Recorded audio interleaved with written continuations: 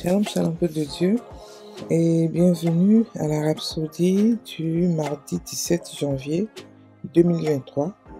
Rhapsodie écrite par le pasteur Chris Oyaki Lomé, et la lecture est offerte par les vérités de l'Évangile. Le thème d'aujourd'hui est la foi, les faits de la justice. Et le verset est tiré de Ésaïe 32, verset 17, qui dit « L'œuvre de la justice sera la paix. Et le fruit de la justice, le repos et la sécurité pour toujours. » Alléluia. Fin du verset. Le pasteur Christ dit, notre verset d'ouverture ci-dessus fait mention du repos et de la sécurité comme étant l'effet de la justice. C'est ça la foi. La foi, c'est être au repos ou avoir une confiance sereine que les choses attendues se réaliseront favorablement.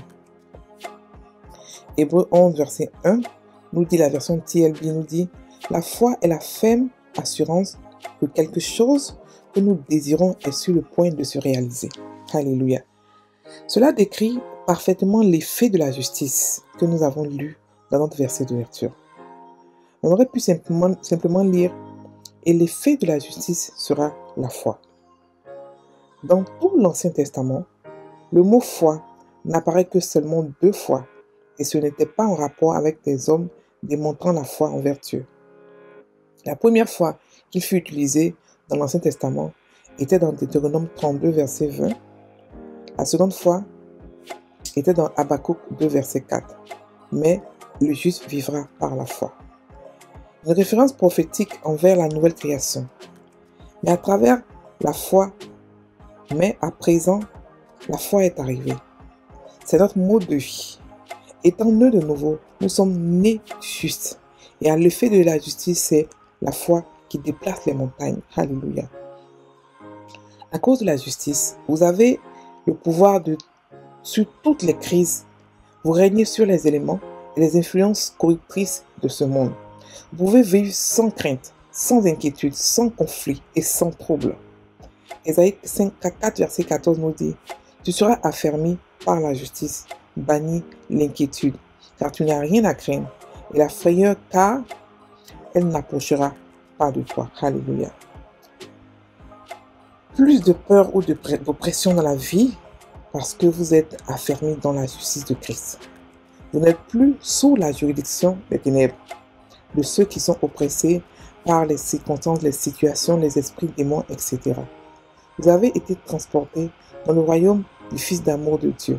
Le règne des bénédictions, de la domination et de la gloire. Dieu soit loué. Fin de la Rhapsodie. Alléluia.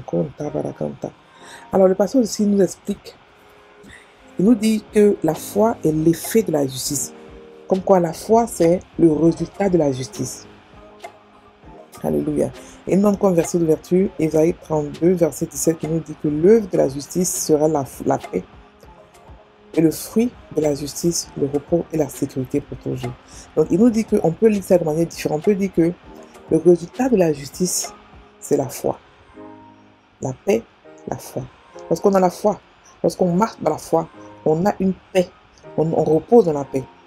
Et le fruit de la justice, le repos et la sécurité. Le fruit de la justice, la foi, la sécurité. Donc le pasteur nous explique que le résultat, l'effet de la justice, c'est la foi. Parce que avec la foi, lorsqu'on marche dans la foi, on est serein. Lorsqu'on marche dans la foi, on sait que des choses vont se réaliser. On ne panique pas. On ne court pas par-ci, par-là. On est serein. Parce qu'on sait que ce que nous voulons, on l'a déjà. Il ne parle pas ici de la foi qui n'attend pas d'action. Parce que la foi sans action est morte. On ne parle pas de la croyance. On ne dit pas non, je crois que Dieu va faire. Non. Une foi active, c'est-à-dire qu'une foi qui croit, non seulement elle croit, elle a des preuves de ce qu'elle dit, et en plus elle pose des actions correspondantes. Je vais encore expliquer ce que c'est que la foi. La Bible dit que la foi est la ferme assurance des choses qu'on espère, une démonstration de celles qu'on ne voit pas. Ça veut dire quoi? La ferme assurance, c'est tu as des preuves de ce que tu veux. Tes preuves sont de multiples, viennent de plusieurs recoins, de plusieurs manières. Elle vient par la prière. Tu vois, c'est-à-dire que Dieu te dit, voici. Elle vient aussi surtout par la parole de Dieu. Par exemple, tu veux être guéri, tu as un problème, tu veux être guéri d'une maladie. La parole de Dieu te dit que par les meurtres de Jésus, tu as été guéri. Et ça, c'est ta preuve. C'est ta preuve que tu prends et tu la médites. Et elle devient pour toi réalité. Elle devient pour toi, tu deviens conscient de cela. C'est ta preuve. Et lorsque tu as la preuve, la foi dit est une démonstration de celle que tu ne vois pas. Donc tu vas aller démontrer ta foi. Tu vas te lever. Tu vas faire ce que tu as fait pour pouvoir être en bonne santé. Tu vas sortir, aller au travail ou aller te distraire pour ne pas avoir à penser à la maladie. Alléluia. Donc la foi, comme le pasteur ici dit, c'est le résultat de ce que nous avons reçu en Christ. C'est le résultat de notre justice en Christ. Ça crée la foi. Ça crée la foi. La foi vient dans ce qu'on entend, et ce qu'on entend vient de la parole de Dieu. Quand on est devenu chrétien, on entend la parole de Dieu, ça crée en nous la foi. C'est-à-dire que la justice a créé en nous la foi. Donc le résultat de ce que nous avons reçu comme nature, c'est-à-dire que la vie de Dieu, la justice de Dieu a produit pour nous la foi. Alléluia. Donc, la foi est l'effet de la justice. Alléluia. Donc, le pasteur ici explique que dans l'Ancien Testament, le mot foi est seulement apparu seulement que 2 fois. Et 2 fois. Et il ne parlait pas, en fait, de la foi de Dieu. D'abord, la foi, envers Dieu. D'abord, il faudrait que nous sachions que nous avons reçu la foi à la manière de Dieu. Le chrétien, le païen et le chrétien ont 2 différentes sortes de foi. Le païen a la foi aussi. L'homme naturel, l'homme humain, l'homme ordinaire a aussi une foi. Une foi déterminée, une foi énervée, une foi violente. Mais la foi qu'ils ont, ce n'est pas une foi qui crée. Ce n'est pas une foi sanctifiée comme nous. Nous, on a une foi qui crée. On a une foi que lorsqu'on parle, on rappelle la joie d'existence, ça vient vite parce qu'on a la foi à la manière de Dieu. Alléluia. Donc, il faudrait juste pour faire la différence entre les 2 fois. Voilà, donc, ici, en Ancien Testament, les gens ne vivaient pas par la foi. Ils ne marchaient pas par la foi. Ils marchaient par leurs œuvres. Ils ont été nourris par leurs œuvres. Tout ce qu'ils ont reçu comme bénédiction, c'est par leurs œuvres. Ils devaient faire des efforts pour pouvoir avoir tout ce qu'ils veulent. Mais nous, on marche par la foi. On marche par la foi. Dieu a voulu comme ça qu'on marche par la foi. C'est-à-dire que la confiance, la sérénité, la paix qu'il pourvoit à nos besoins. C'est-à-dire qu'on se repose en lui. On est dans le repos de Dieu. Mais le repos ne veut pas dire qu'on ne va rien faire. On n'est pas des paresseux aussi. C'est parce qu'on marche par la foi. C'est pas parce qu'on a le repos de Dieu qu'on ne va rien faire. On va s'asseoir et dire, ok, Dieu va faire. Non, non, non, non. Dieu a déjà tout fait. Le tout, c'est que, en tant que chrétien, ce que nous devons faire, c'est seulement répondre à son repos, répondre à ce qu'il a déjà fait pour nous. Et comment, seulement tout ce qu'on a fait, c'est vraiment récolter cela. C'est tout. Récolter ce qui nous appartient. Récolter les bénédictions. Récolter notre héritage en Christ par nos proclamations et par des actions correspondantes. Alléluia. Donc avant, il ne comprenait pas la foi, il ne connaissait pas la foi, il ne pouvait même pas être juste. Nous, on a été justifiés pourquoi? Par Jésus.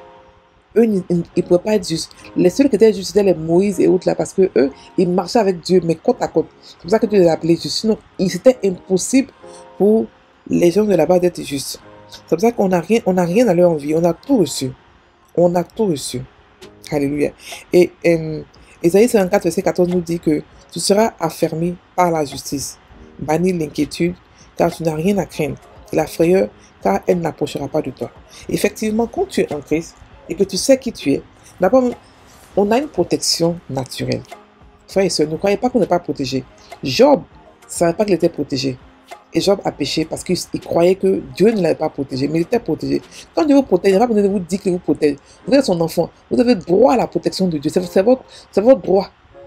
Parce qu'il vous aime. Quand on aime quelqu'un, on protège la personne. Nous-mêmes qui sommes hommes, nos enfants, on les protège. Et à forte raison, Dieu. Donc, ici, il veut nous dire que, parce qu'on est enfant de Dieu, on n'a pas à s'inquiéter. On n'a pas à pleurer. Beaucoup de chrétiens pleurent, sont frustrés parce qu'ils ne comprennent pas qui ils sont, ils ne comprennent pas les Écritures. La vie chrétienne est une vie épanouie, une vie de foi. Une vie où on est serein, où on a la paix parce qu'on a confiance en Dieu. On n'a pas peur. On crée ce qu'on ne voit pas. Quand il y a quelque chose qui manque, qu'est-ce qu'on fait? On prend notre foi et on crée ce dont on a besoin. Donc on n'est pas ceux-là qui crient, qui pleurent, qui se lamentent pour avoir une chose. Parce qu'on est arrivé dans le royaume des cieux où l'approvisionnement est infini, abondant, illimité. Donc nous ne sommes plus sous la juridiction des ténèbres. Nous ne sommes pas ceux qui sont oppressés. Nous ne sommes pas sous la mort. Nous ne sommes pas sous Satan, sous le péché, non. Nous avons maintenant le pouvoir sur Satan, sur la maladie, sur le péché, sur la mort et sur les circonstances de la vie. Frères et sœurs, on est plus que vainqueurs. On est né plus que vainqueurs. Alléluia. On est né plus que vainqueurs. Donc, nous régnons maintenant par le nom de Jésus. Donc, il faudrait que nous puissions comprendre ce que c'est que, ce que nous sommes en Christ. Nous sommes le résultat de la foi. Nous possédons la foi qui est le résultat de la justice que nous sommes. Nous sommes des enfants. Nous sommes appelés des enfants de Dieu. Nous sommes appelés justes devant Dieu. Ça veut dire qu'on est pur. À son avis, on est pur, on est sans reproche, on est irréprochable. On est appelé juste. Et notre justice ne grandit pas. Elle reste là. De la même manière qu'un être humain est homme lorsqu'il naît, même s'il est bébé, il grandit homme. De la même manière que nous sommes nés justes et nous allons grandir dans la justice. Nous allons grandir dans quelque chose que nous sommes tous justes. Alléluia. Donc, frères et sœurs, le sacrifice que Christ a fait est un grand sacrifice. Ne le négligeons pas. Profitons de tout ce qu'il a fait pour nous et vivons une vie chrétienne épanouie avec la foi. C'est-à-dire que la foi qui marche selon les actions, la foi qui a des preuves et qui marche sur ces preuves-là et qui prend des actions correspondantes. On a reçu la foi gratuitement, la justice de Dieu gratuitement. Alléluia. On va maintenant prendre la confession. Je marche dans la croissance de la justice de Dieu. Dans la conscience, pardon, de la justice de Dieu. Fermement affermi en Christ. Je vis au-dessus des éléments et des influences corruptrices de ce monde. Je vis sans inquiétude, sans conflit et sans trouble. Je marche dans la gloire, la domination et dans la force de Dieu. Alléluia. Frères et sœurs en Christ, passez une bonne journée. Soyez bénis.